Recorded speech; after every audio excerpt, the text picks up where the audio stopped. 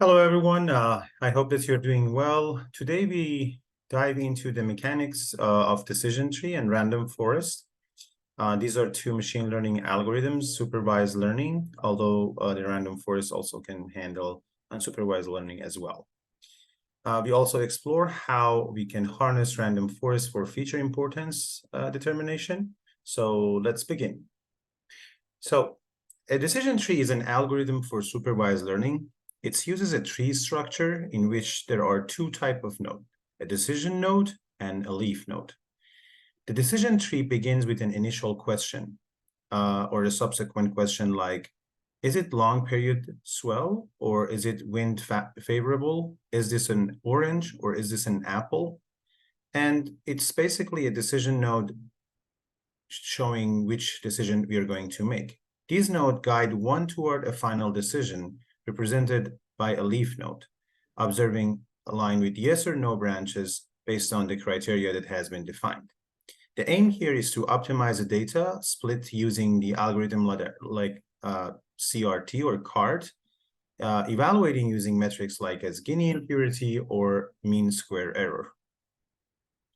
So a decision node split the data into two branches by asking a Boolean question on a specific features, and a leaf node represents a class. The training process is about finding the best split at a certain feature with a certain value. And the prediction process is to reach the leaf node from root by answering the question at each decision node along the prediction path. So let me explain this with a visualization. Maybe it makes it more easier. So here we are working with a well-known example of iris dataset, which contains 150 samples from three different iris flowers, and the names are Setosa, versicolor, and virginica. Each sample has 4 features that represent their physical dimension. And we are using a decision tree to resolve this classification process. The classifier is trying to understand the relationship between the feature and the species of the iris flower. So we are set the maximum depth of 3. As you can see, the maximum depth is 3 in here, that to ensure the visualization and clear presentation. So you can see the tree over here that made based on the features of the iris dataset. Each internal node of the tree represent a decision. Obviously, these over here are the decision. Based on one of the flower features, the branches lead on the other decision, or in the case of leaf node, to a prediction about the species of the flower. So the colors here basically represents the indication of the predicted class, and a closer look will also show you the number of samples that fall into each leaf, the value of class samples, and the Gini impurity, which provides a measure of how often a randomly chosen element would incorrectly classify. So as you can see, we have the Gini impurity value. We will deep into this concept later, but just to let you know, lower the Gini value, we have a better purity in our data set. And as you can see in here, it just stops and classified this as Setosa. Okay, so let's go to the next slide. Also in here, you also see a sort of like a textual representation of the same concept, which in each node, we are checking the threshold and we are basically classify our items. So we talked about the decision tree that determined the split by seeking the best split. But what does the best really means in here? In an essence, the best split is one that leads to branches where the data is more organized or more pure compared to any other potential split. And purity basically means that we are going to have a classification problem over here in our last example. So in one of the leads, we should have a specific type of flower, and in the other one, we should have another one. So as you can see, the Gini impurity is what we are using to compute that purity of the data, or let's say the purity of the data in the sense of we have all of our classes and examples on one side of our tree. And the equation over here is basically showing how we are checking for the least disorder in our data. This C over here represent the number of classes. In our examples was 3, and PJ squared is basically the proportion of the sample that belongs to that class. And as we mentioned before, a Gini impurity value of 0 is our best split, indicating a pure node. Okay, what we have for advantage and disadvantage of decision tree. These models are easy to understand, which is one of their primary strengths. Unlike some of black box models, the decision-making process in trees is straightforward and interpretable, making it accessible not just to the data scientists, but also to the stakeholders and decision makers. It can also handle mixed data effectively and basically without needing any extensive pre-processing. Their tree-like structure provide a visual representation of the decision-making process, making it easier to explain and understand how certain conclusion or prediction are reached. There are also some disadvantages with the decision tree model. These models are prone to overfit, which basically is one of their main challenges, especially when the tree is too deep. This means they can become too tailored to the training data, somehow learning the noise in the data instead of the actual features. And they're losing their ability to generalize well to the new type of unseen data. They're also sensitive to data changes. Every small variation in the data can lead to different splits, resulting in substantially different trees, which is kind of like bring more complexity to our model as a result. And this complexity is not properly prone or limited in depth. Decision tree can grow exceedingly complex, and this complexity is not only make it harder to interpret, but also impact their performance. In summary, we can say that decision tree offers several benefits, and it also has some disadvantages. And it's essential to be aware of these limitations, and proper tuning and understanding of the data and crucial mitigate to potential these type of pitfalls. Here you can see an example of an under, over, and fit decision tree model. Again, it's the iris data set. As you can see, we have 3 categories that has been classified, and each of the colors represent a flower. So what is overfeeding is basically overfeeding occurs when a decision tree model captures not just the underlying pattern, but also the noise in the training data. As a result, it performs well on training data, but poorly on new and unseen data, which you can see an example of that type of models in here.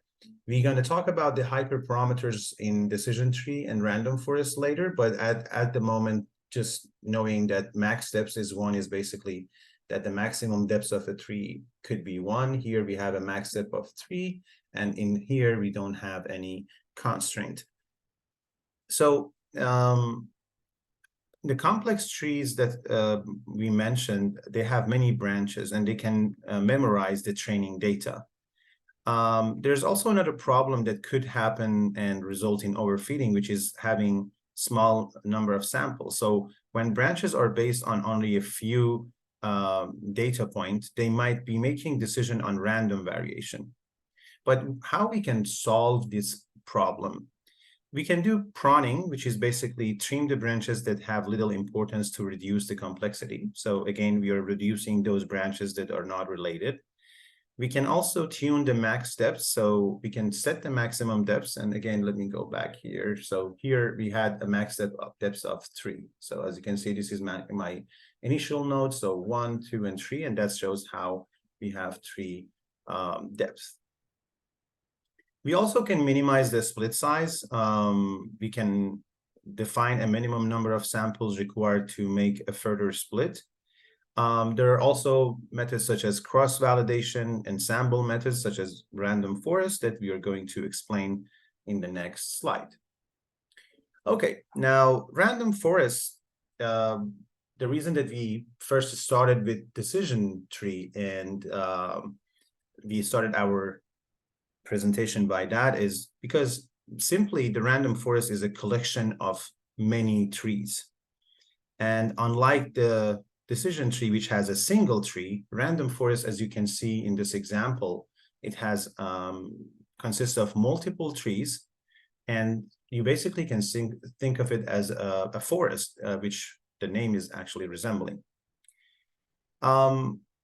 We know that the random forest is a part of like ensemble models or ensemble learning, and these type of models or methods involve combining multiple models.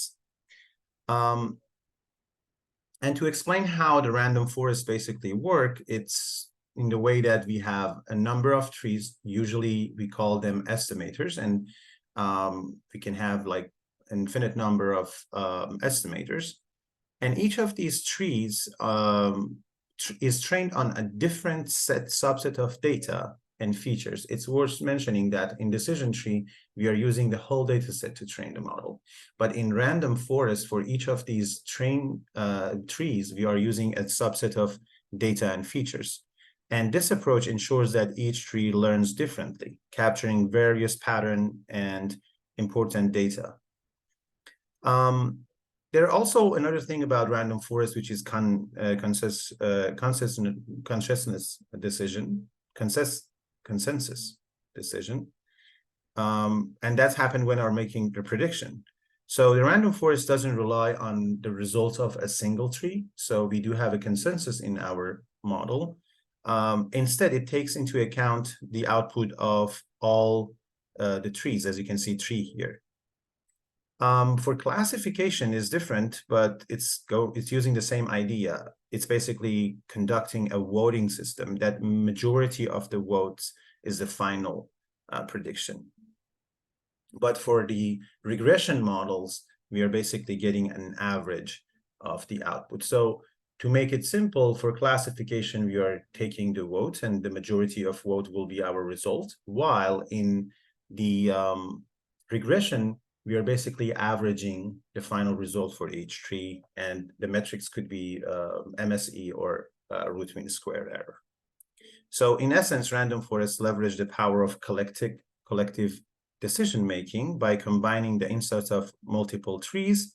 They often achieve higher accuracy and robustness than simply just one simple tree. And that's going to be especially for the more complex data sets. Here you can see an example of one of the 100 random forest trees.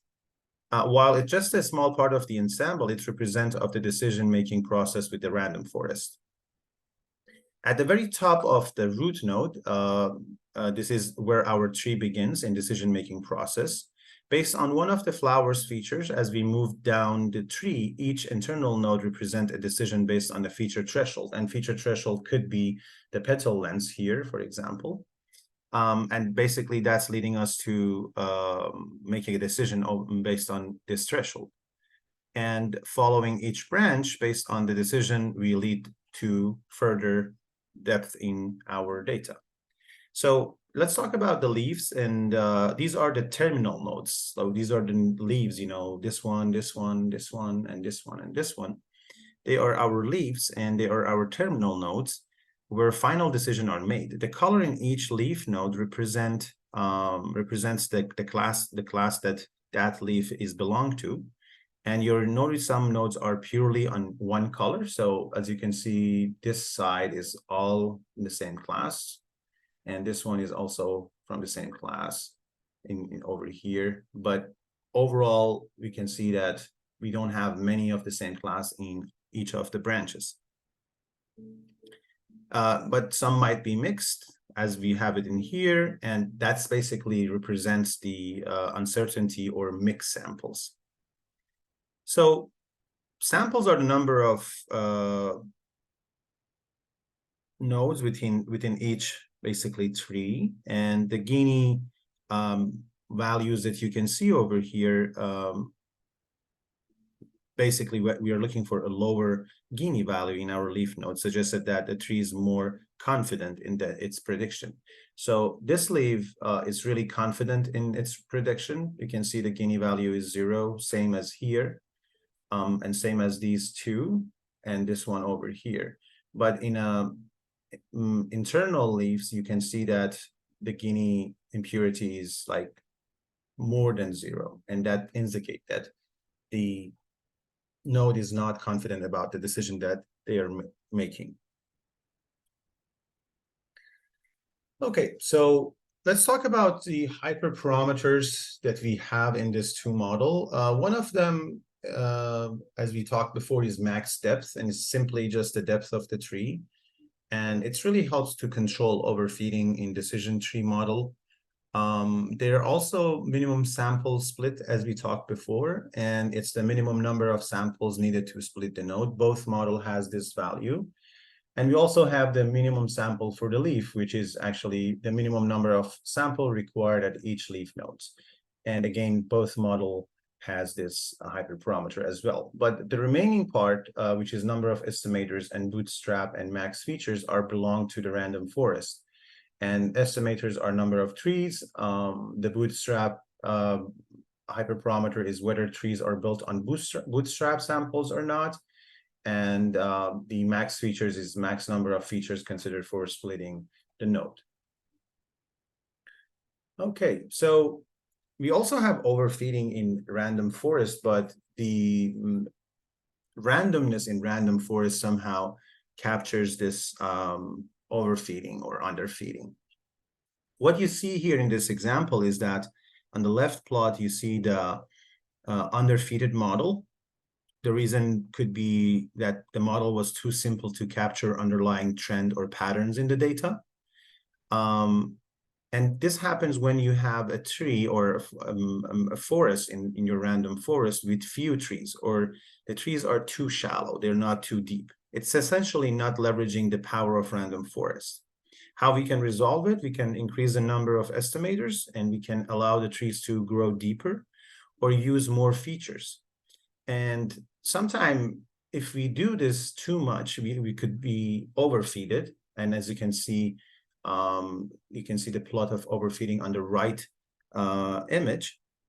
And this model is basically too complex. This is not only capturing the classes of the data, it's also capturing the noise in the data. And this is not good for our prediction. So here, with respect to underfeeding, so we have more trees, or the trees are too deep, and there's no randomness in bootstrapping samples or choosing the features. How we can resolve the overfeeding in random forest? Bootstrapping sample of data point. So we basically set the bootstrap value in random forest to true, and we also limit the max depths of the tree. So we don't want them to get too much deep. And we also can use regularization technique. But all the time, remember that random forest inherently combats overfeeding by introducing randomness in both data sampling and feature selection, and by averaging results from individual trees. However, it's still crucial to fine-tune hyperparameters to get the best performance. So to conclusion, let's talk about the basic definition. We said that decision tree is simply a singular tree that makes decision based on asking a series of questions. Here, a random forest is a collection or a forest of decision trees, each trained on a random subset of data. Here, we trained the decision tree on all of the data that we have. Regarding the visualization, we can see that we have one single tree here and multiple trees in here. About the overfeeding of decision tree and random forest, the decision tree is more prone to overfeeding by allowing the tree to grow deeper. And on the other hand, the random forest is basically less prone to overfeeding. The prediction mechanism for decision tree, the outcome of a single tree based on traversing the node from root to leaf.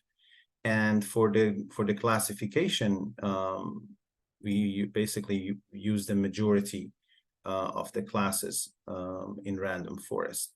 So just to remind you again, for the decision tree, we are getting the average of the value for the regression problem, and voting, the majority of voting for classification. So whenever we have a regression problem, we are getting an average of the trees that they were calculating the regression task. And for the classification task, we are basically getting a majority of the voting that they are making. Thank you so much, and I hope this helps. And we will continue to explain more in depth of machine learning models. I hope that this video can help you with understanding these two concepts better.